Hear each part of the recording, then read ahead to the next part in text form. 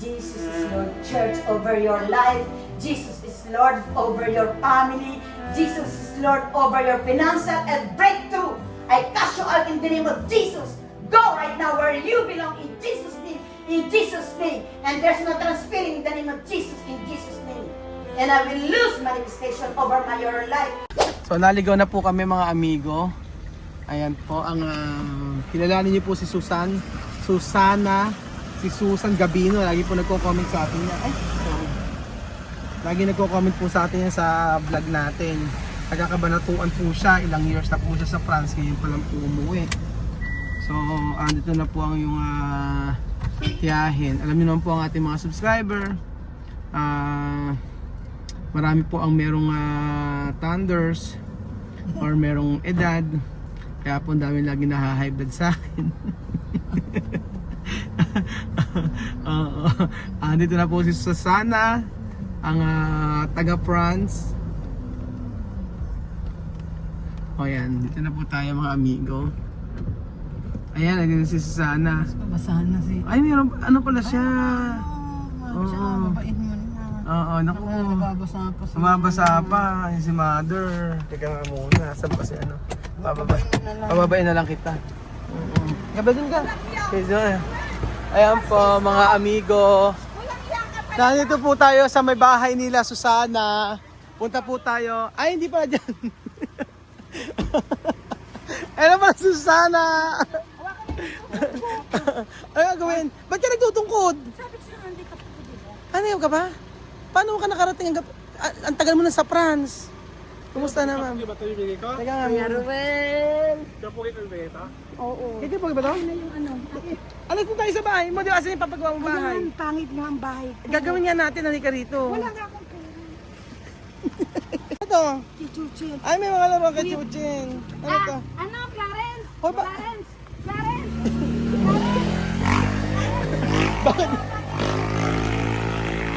Bakit hindi tayo nagbubukas? Bakit tayo nagbubukas? Hindi tayo sa bahay mo. Pangit na yung body ass din. Ano ba yan? Nag-isip pa kayo para pumayat ka. Ay, ano ba to? Huwag mo kong ibablog Barley! JC, kahit na. Bakit? Kasi Ate Mari to magsiselo. Bakit? Nagtatampo nga kasi ayaw mo mag-live. Kalalive lang namin kahapon, di ba? Ay, hindi mo na, huwag mong babanggitin ang pangalan ko. Ba't mo mababanggitin pangalan mo? Susana pangalan mo. Susan Gabino for your service. Bakit ba sana bukas ayaw mo kayo papasukin sa iyong napaka... Pangit na, hindi po pwede Ano naman to? Okay. Vlogger to si Pinoy Equatorial Guinea. Huwag kami dito, nakakaya. Ate, Vlogger. Makikiano ka? ano ba to? Saan ba yan? Keke Korea. Kay Kempoge. O, yan, sa bahay ni Kempoge, may ganyan. Yan ang Teruel Francisco pamangkin ko. Ah, ano ito, pamangkin mo to? Oo, ang kukunin niyang course is Baka nursing. muna magsabi-sabi ko, Bujo. Would you? Ay, hindi. Bonjour. Bonjour. Bonjour, ça va? Sa Babian? Ça va? Ça va? Saba? Oui, ça va. Comment s'appelle? Saba? Ça va bien? Saba bien? Saba, Turon? No. Ça va? Elle dit bonjour. Kumusta ka? Ise? Kumusta ka? Ise buko pusale? No, ça va pas? Ise buko pusale? Non, non, non, non, c'est pas bien. Buko, tama. Non, non, non, non, ça va pas. Ano ba to? Ano ba yung mga kirken? Ito yung... Oy, si ate! Kumusta na? Dito nag-i-scandalo. Yan yung Ano ba kay to? electric na regalo ko Ah, kay, kitchen. kay Chuchen. Oh, ito yung barley ano bang effect ng Yan. barley na to? Yan ay gaganda ang mukha mo, kikinis ang mukha mo, at magiging milyonarya ka. Kung binibentahan mo lang yata. No, hindi. Regalo ko sa iyo yan. Ito, tenga naman natin yan. Ate, Lichong, kubidado ba ako sa birthday ni Chuchen? Ano ba ito mga barley? Saan to galing France? No, dito yan. May business pa ako isa. Binentahan lang kami rin. No, hindi. This is... Dito ba tayo nag-aaral? Pumasok nga tayo sa bahay mo. Ang pangit lang ng bahay ko. Kagandahan ba? Di ba kala mo papagawa natin Pangit yung bahay nga. mo? Ayan nga ang bahay ko. Nakakaya kasi dito ka nag-iskandalo. Sige, pasok ko lang muna. Pangit nga ng bahay ko. Sa kanya yan, hindi naman kay Kempogi yan. Kay Kuya Pogi to. Ito. Ay, hindi. Kay... Ay, awak, pinahawak ko lang. Sa kanya yan. Kasi naman maganda ang pako. Ayan. Galing ka bang France? Ay, ano mo ginagawa sa France? Ay, Ang gusto ko pa nga, ako mag-aabot ko kay Pogi. Halika na muna, punta tayo kasi ng nakakaya. Kailangan mag-retiro. I'm retired now. Retired ka na. France. Oo. France citizen ka, friend. Yes, of course, I'm French citizen. French- Como saba, saba? Sabi yan. Sa Baunur. Bonsoir. Bonsoir, bonsoir. Bonsoir. Bonsoir. Bon appetit. Bon appétit, monsieur. Bon appetit. Ganun, bon appetit. Bon appétit, monsieur. Ano naman yung ang ganda mo, bonita. Ano ba? C'est très bien. Ano? C'est très beau, c'est très beau. Sukom sa. C'est très beau. Ano C'est très bien. naman yung como sa ba? Komsi. Como saba? Yeah. Charana, charana, rana, Noel Francisco. Totoo ba? Ang laki ng budget mo sa ano? Ano gagawin? Meron tayong engineer. O, papagawa tayo ng plano. Kaso nga, Oo. Noel Francisco, namatay nga mother ko, naka-ibigin nga dapat na yan. Ano yung mother mo? Nasa loob, pinanintang panahon pa ng COVID. Ah, Kaya na ako umuwi ililibin. Ayan na, kasi Ayan. sabi ko sa'yo, ayan o, magpapagawa ng bahay ang kapatid ko, nagtambak na dyan. Saan ba? Yun, sa kabila na yun. Oo. Ano ba una yung bahay mo o bahay ng kapatid mo? Ewan ko kung papayag niya sa usapan niyo, pero ako talaga, pag nagkapera, kailangan Oo. maipagawa dahil sa ancestor ng mother ko. At Ay, ito talaga yung bahay niyo dati. magkano lang nakuha ang pera. May aso eh. Ayan. Ano ang problema sa bahay mo? Buksan mo nga ang ilaw, Clarence! Clarence! Sino katira dito? Clarence! Buksan mo ang ilaw! Ah. Oh, nakita mo, mabuka dito sa aking pangit na bahay. Ang dami yung alaga. It's hard for me. Nasaktan ka, nasaktan ng pamilya mo, lahat ng tao. Stress ako, pati in France. Hindi lang isa nasaktan, marami. Na-stress ka. Oh, of course. Eh, nang umuwi sila. No! Ano? Nung nagbibigay ka pa ng pera sa kanila. Niloloko ka lang nila. Sinasabi ko sa iyo, maraming nangyari sa buhay ko. Mga lahi ng ganyan. They are advanced taking, but the real life, they want you only for the money and not for his family. He's using his money for you to come back here. But she cannot return it back in the Philippines. Marami na nasaktan. Marami na. No, I cannot take it anymore. Bilang kaibigan, bilang how many years ng bata pa si Alima, kilala kong pagkatao mo, pero ini-ignore mo ko. Eh, paano gagawin ko? Huwag mong padala.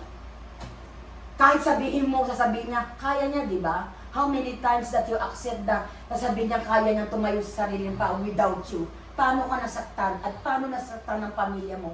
Ilang vlogger? Ito, may mga nagte-text sa akin, may nakikita ko kung gaano ko saktan. Harap-harap, hindi mo nakikita kung sino totoong kaibigan mo. You must find the reason why I came here in your life. May pinasasabi sa iyong Panginoon. May pinagagawa sa iyong Panginoon. Pero hindi mo dapat gawin. You cannot serve two master in serving God will in your life. Pamilya mo na apektuhan. Even your heart.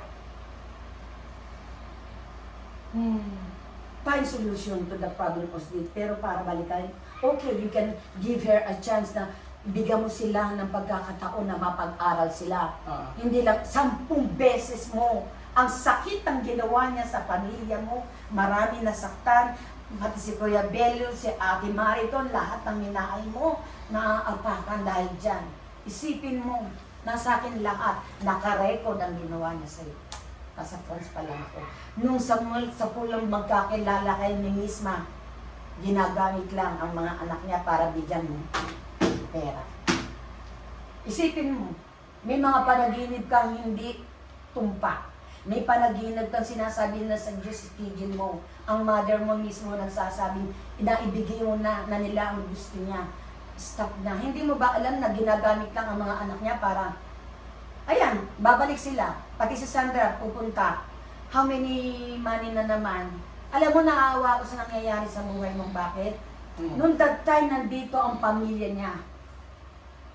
Ilang beses ka nasaktan, na-stress ka, halos nalala ka nung sa airport, iiyak-iyak ka pa. Ang pinandigan niya, hindi, uuwi. Ngayon, ito na naman, ginagamit kang palabigasan. No, I cannot accept that. As a Christian, I know the right and wrong. May pinapagawa sa iyo ang Panginoon. May sinasabi sa iyo ang Panginoon pero hindi mo ginagawa. Kaya ako nag-test prayer and fasting. May blessing na darating sa iyo, biglaan, hindi mo alam. Makinig ka sa mother mo. Ayoko masaktan kita dahil as a friend, hindi tayo lubos sa magkakilala. Oo, nasa France ako. Kaya ako umuwi dahil sa iyo. Hindi dahil kinakin. Sabi mo sa mother mo yun. Mother ko lang, sige, akapin mo. O, sabi mo yung mother mo, yung ano mo. Mahal mo ba siya? Hindi mo nakikita ang picture niya. Pero isipin mo. Ako, marami kong kaibigan. Alam mo ba kung magkano euro na loko sa mga tao doon sa France? May na-scam doon. Halos, I think, I think 5,800 euro. May nalokong Pilipina doon. Pagbibigay ng pera sa kalahing itim. Bandang huli, alam mo, pinapulis niya, may abogado siya sa UK. Binabalik niya through internet. Hindi nakuha. Nasabi ko sa iyo. Panindigan mo, Royal Francis, kung makinig ka sa mother mo. Oo, mahal mo ang mga bata, ginagamit ang bata, at nagpabablag, bigay mo ang para sa kanila. Pero sasabihin, babalik na naman, at pag-aaralin mo, at sibigyan, they are using only his children for his will. Pero sasabihin ko sa iyo, sinabi ko kay Ate Mariton, si Tiamang Mame is not a good person. Natatandaan mo nung nagpunta kayo sa Baguio, sa Benguet. Sinaniban siya ng gano'n na. Doon ko na lang. He has not a right person to be you. Ang pamilya mo nagsasama. Wala na siyang babalikan. Maniwala at dili ka. As a Christian, I know the Bible. From Genesis to Revelation. Si Kuya Belgium, kahit pa paano na anuhan mo, sana maging ano ka naman. Be strong. Fight the good fight of faith. Naaawa ko sa'yo. Alam mo, dati naman, hindi ka naman, di ba, nag-aral ka sa construction noon para matugunan mo yung pamilya mo, para maibigay mong pag-aaral niya. Pero at that time, na umuwi sila,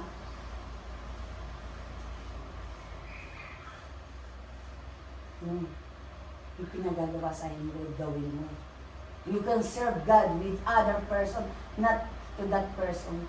If she love you, she ignore your family and you and your friend, they did not do asking always money for the children, asking for this one, asking for that. Hindi mo nakikita?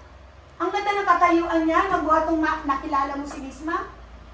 Isipin mo. As a Christian, as a born Christian, nakalagay sa Bible, nililis lahat. There's a time for everything. There's a time of everything in your life. Yan, marami na sabi. Sa Ate Mariton, marami. Si Doc Sheena, yung mga lahat ng minahal mo. At lahat ng minahal mo na ayon sa'yo, huwag kang magtiwala na siya para sa'yo. Iiwan ka din ng mga yan. Gumagawa din ng paraan ng mga yan para ma-wash out ka. At yung sinasabi mong dalawa, na vlogger na sinisiraan ka, palagi kong napapanood video ko ano-ano ng masakit na salita na sinasabi sa'yo. Hindi lang ako kumikibo. Nasa France ako, naka-record lahat kung ano kawalang yung ginagawa nila. As a vlogger, alam mo, pinanood ko yung pinuntahan mo sa mountain bago mo si Amira at saka si yun lang dapat bundok ang sinusuwan ni Lori. Ikaw, wala pa sa kalingkingan, pero bumigay ka. It's not the right time or you will consist. Jesus is Lord, church, over your life. Jesus is Lord over your family. Jesus is Lord over your financial and breakthrough. I cast you out in the name of Jesus. Go right now where you belong in Jesus' name. In Jesus' name. And there's no transferring in the name of Jesus in Jesus' name. And I will lose manifestation over your life. Total victory, total deliverance sa buhay ko sa pangalan ni Jesus. Sa pangalan ni Jesus. Jesus, you're the King of Kings. You're the Lord of Lords. We cannot do anything. By the power of the blood of Jesus, your good victory over your life, your finances, your breakthrough over your family in the name of Jesus.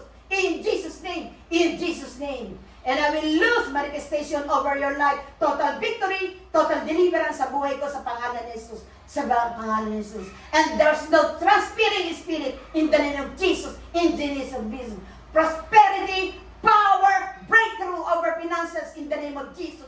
In Jesus' name, in Jesus' name. And I will lose total victory, spirit of witchcraft, get out over the body of Juan Francisco in the name of Jesus. In Jesus' name. I break your power, Matinga family, in the name of Jesus. Kundasan ko naman, tanggalin mo ang breakthrough over the life of Juan Francisco in the name of Jesus. In Jesus' name. In Jesus' name. And I will lose over victory, over deliverance sa buhay ni Juan Francisco sa pangalan ni Jesus, sa pangalan ni Jesus, sa pangalan ni Jesus. Total victory, Panginoon. Hindi mo hahayaan ang kaibigan ko nito na habang panahon ay mawalan ng pinansal. Lord, nakikita mo ang desire ng puso ni Juan Francisco, kung paano kauhawa niya maglingkod sa iyo. Ipakilala mo, Panginoon, sa kanya ang taong magiging kaibigan niya, ang taong makakasama niya sa business, at lahat ng taong nakapaligid sa kanya. Even the family of Juan Francisco in the name of Jesus, lalo-lalo na, Panginoon, kay Kuya Pogi, nakikita mo ang desire ng puso ni Kuya Pogi na total healing touch sa pagkaloob mo. Nakikita mo ang desire ng puso ni Juan Francisco kung paano siya manampalataya sa iyo, Lord Jesus. Into your hands, by the power of your blood, Jesus. Total victory kay Kuya Pogi in the name of Jesus. In Jesus' name, in Jesus' name. Thank you, Lord. Thank you, Jesus. Thank you, Father God. Ibinabalik ko na po ang papuri, pasasalamat sa tanging pangalan ng Jesus. Amen and amen. Thank you, Jesus. Thank you, Holy Spirit.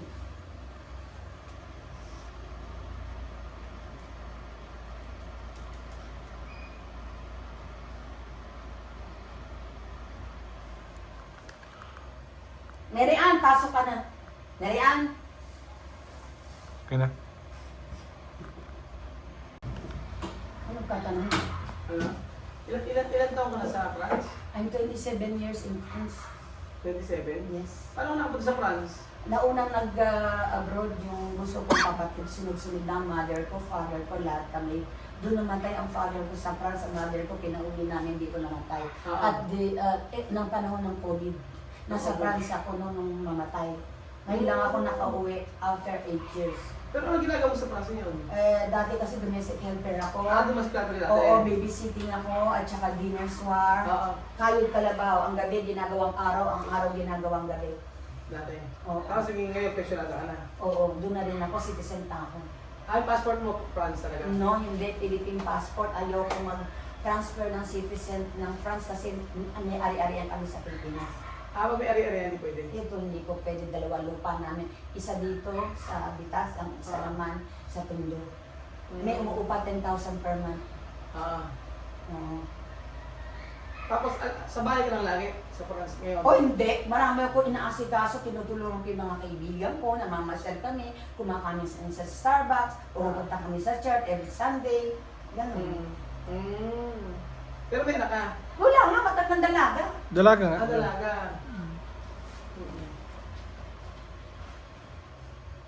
Okay naman ang buhay doon. Okay naman, pero mas enjoy sa Philippines. Mahal ako sa living.